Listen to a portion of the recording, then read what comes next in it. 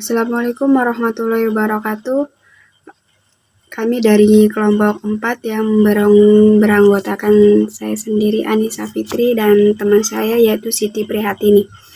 Di sini kelompok kami akan menjelaskan tentang konsep-konsep motivasi. Yang pertama ada pengertian motivasi. Motivasi berasal dari bahasa Latin movere yang berarti dorongan atau daya penggerak. Pengertian motivasi menurut Sudarwan Dhanim, motivasi diartikan sebagai kekuatan, dorongan, kebutuhan, semangat, tekanan, atau mekanisme psikologis yang mendorong seseorang atau sekelompok orang untuk mencapai prestasi tertentu sesuai apa yang dikehendakinya. Hal yang sama dikatakan oleh Crawford yang menyatakan lebih dipertegas dengan ungkapan bahwa motivasi sebagai tenaga penggerak. Inilah yang menjadi unsur determinan dalam mempengaruhi kesiapan seseorang untuk memulai serangkaian kegiatan, bahwa motivasi merupakan dorongan atau perubahan energi dalam diri seseorang yang ditandai dengan timbulnya perasaan atau reaksi ingin mencapai tujuan. Yang kedua ada jenis-jenis motivasi. Jenis motivasi sendiri terbagi menjadi dua. Yang pertama yaitu motivasi intrinsik. Motivasi intrinsik merupakan motivasi yang timbul dari diri sendiri dan tidak dipengaruhi oleh sesuatu di luar dirinya. Karena setiap diri individu sudah ada dorongan untuk melakukan sesuatu. Contohnya, berpartisipasi dalam perlombaan karena ingin menikmati aktivitas perlombaannya. Yang jenis motivasi yang kedua yaitu motivasi ekstrinsik. Motivasi ekstrinsik merupakan motivasi yang timbul sebagai akibat pengaruh diri dari luar individu. Contohnya, belajar hal baru karena tuntunan kerjaan. Selanjutnya akan dijelaskan oleh Mbak Siti Prihatini. Konsep-konsep motivasi. Konsep yang dijelaskan oleh Subanto adalah sebagai berikut.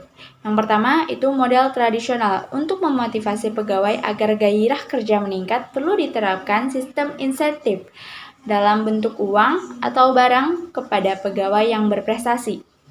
Kedua, model hubungan manusia untuk memotivasi pegawai gairah kerja meningkat adalah dengan mengakui kebutuhan sosial mereka dan membuat mereka merasa berguna dan penting.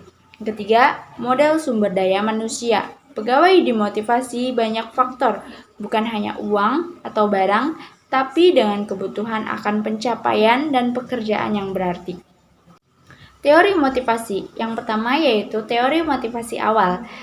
Di dalam motivasi awal ini terdapat beberapa teori. Di antaranya itu yang pertama, teori hierarki kebutuhan. Teori ini menyangkut kebutuhan psikologis, keamanan, sosial, penghargaan, dan aktualisasi diri. Yang kedua yaitu teori X dan Y. Douglas McGregor dalam Stephen Roberts mengemukakan dua pandangan yang jelas berbeda mengenai manusia. Pada dasarnya satu negatif yang ditandai sebagai teori X dan yang lainnya positif yang ditandai dengan teori Y. Yang ketiga yaitu teori dua faktor. Di antaranya ada pertama faktor higiene. Memotivasi seseorang untuk keluar dari ketidakpuasan termasuk di dalamnya adalah hubungan antar manusia, imbalan, kondisi lingkungan, dan sebagainya. Dan ini sering juga disebut faktor ekstrinsik. Yang kedua yaitu faktor motivator. Memotivasi seseorang untuk berusaha mencapai kepuasan yang termasuk di dalamnya adalah achievement, pengakuan, kemajuan, tingkat kehidupan, dan sebagainya. Dan ini sering disebut faktor intrinsik. 2. Teori kontemporer tentang motivasi.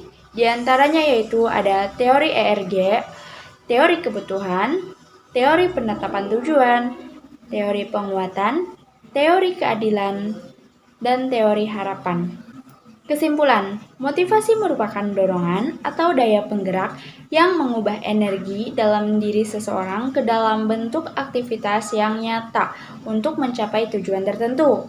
Teori motivasi awal tentang motivasi dawarsa 1950-an terdapat 3 teori yaitu teori kebutuhan, teori X dan Y, dan teori dua faktor.